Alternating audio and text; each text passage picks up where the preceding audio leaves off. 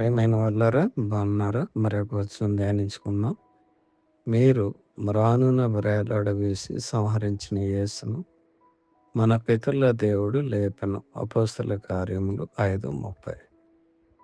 గొప్ప సంహారము ఏమనగా ప్రభు అయిన యేసుక్రీస్తు వారిని సంహరించటం. ఎందుకనగా ఈ సృష్టి ఒక జీవుని కాదు కానీ సృష్టికర్తనే సంహరించింది. కానీ దేవుడు ఇప్పటికీ దానిని కేవలం అజ్ఞానంగా భావించి పాప క్షమాపణను మరియు రక్షణను అనుగ్రహిస్తున్నాడు. ఇశ్రాయేలునకు మారు మనసును, పాప క్షమాపణను దయచేయుటకై దేవుడు ఆయనను అధిపతినిగాను రక్షకునిగాను తన దక్షిణ హస్త బలం చేత హెచ్చించి ఉన్నాడు అని వ్రాయబడి ఉన్నది. అపోస్తల కార్యములు 5:31.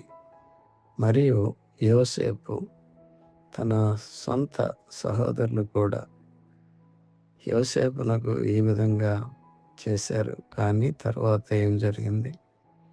ఆ గోత్రకర్తలు మత్సరపడి యోసేపును ఐగుప్తులోనికి పోవుటకు ఆమెవేశారు. కానీ దేవుడు అతనికి తోడై ఉండి అతని శ్రమలన్నిటిలో నుండి తప్పించి దయను జ్ఞానమును ఐగుప్తు రాజైన ఫరో ఎదుట అతనికి అనుగ్రహించినందున ఫరో ఐగుప్తునకును తన ఇంటికి అంతటికి అతన్ని అధిపతిగా నియమించాను. తరువాత ఐగుప్తు దేశం అంతటికి కనాను దేశం అంతటికి కరువును బహు శ్రమయు వచ్చును గనుక మన పితరులకు ఆహారము లేకపోయాను. అపోస్తల కార్యములు 7:9-10.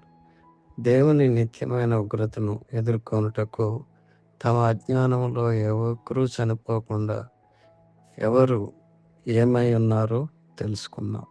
క్రీస్తును స్పష్టంగా ఎరిగి మనము రక్షణ పొందాం. వినులందరినీ దేవుడు దీవించునుగాక, తన కృపను విస్తరించి కాపాడునుగాక. ఆమేన్.